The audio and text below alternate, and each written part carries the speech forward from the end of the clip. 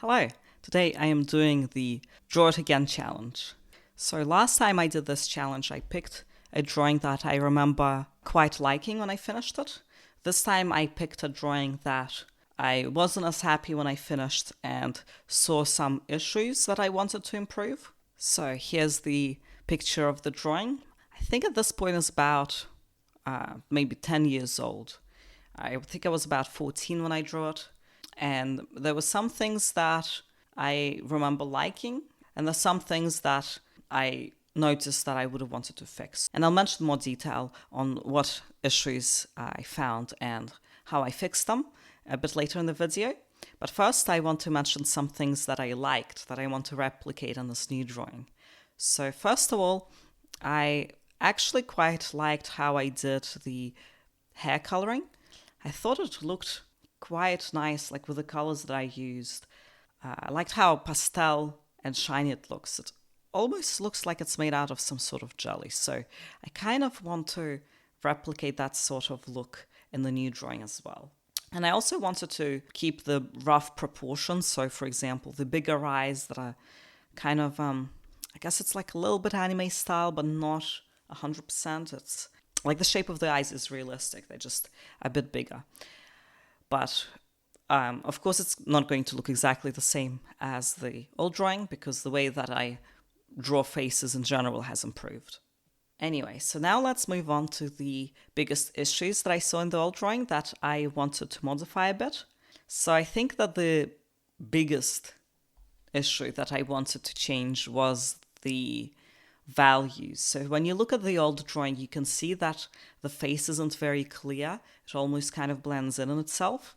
And I think it's even more visible when you change the drawing to black and white. So you can really see that in the face, except for the actual, iris of the eye. The whole face looks kind of flat. The thing that stands out at you is the color of the eyes, but the nose and the mouth are quite pale, and even like the outline of the eye you can't see. So especially with the eyes, I think I wanted to fix it. And I remember actually when I did this drawing, and I had a lot of trouble with trying to get the eyes to look very defined. And then I had a dream a bit later where I was looking at, for some reason, a drawing of Shrek, and I was zooming into the eye, and I noticed how the outline of the eye was much darker.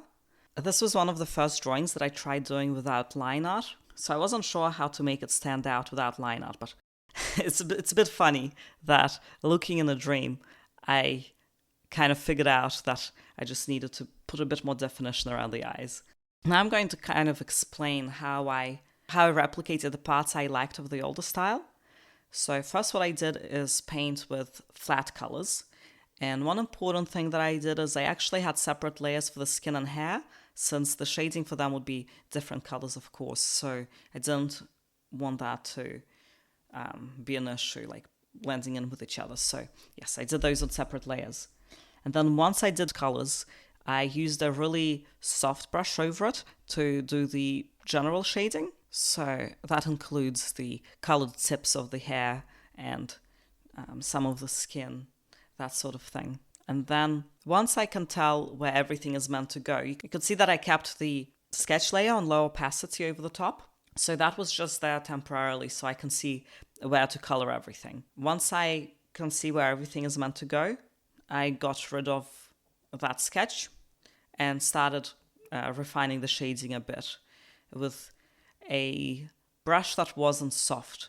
It was one of the Krita brushes that blends, so it wasn't just like a plain bright brush or anything, but it's not fluffy anymore, if that makes sense. So one thing that I think you'll be able to see me doing is really adding a much darker outline, or I'm not sure if it's really like an outline or more of shading, but anyway, so you can see that I'm adding quite a lot more darkness to the mouth and the nostrils and the lids of the eyes and that sort of thing.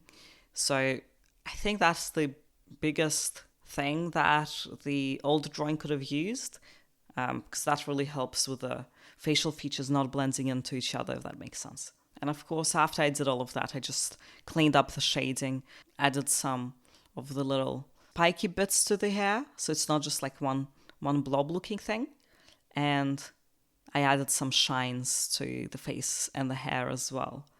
And I also decided to make the background purple instead of grey this time because I thought that would look a bit nicer. I do prefer the new drawing much more than the old one because, as I said, I struggled with making the facial features more defined before, so I think I definitely fixed that. And I think I managed to keep the overall style I was going for as well with the nice pastel colors and the shinies and everything. I'm happy about that, but I'm also kind of wondering if maybe sometime soon, so not waiting another 10 years or anything, maybe I could redraw one of my more recent drawings in the same way, like maybe just having a look at it, seeing what I would want to modify, what I could improve on, and then trying to do that. Because here, though I remember having some of these ideas of things that I need to improve back then. Obviously, I had a lot of practice since then. So I think even if I didn't really think about how to fix this drawing, I would have probably been able to do a better job. I think it might be a bit quite valuable maybe to try it again, but with a newer drawing and see how much I can improve even in a shorter period of time. I think that would be quite interesting. Anyway, so here's the final result. Hope you found this interesting or informative in some way. And if you enjoyed this video, feel free to like it or subscribe or any of those things that you're usually meant to do. And I also have some more videos similar to this, so you can have a look at those if you want. And yeah, I'll see you all next time. Bye.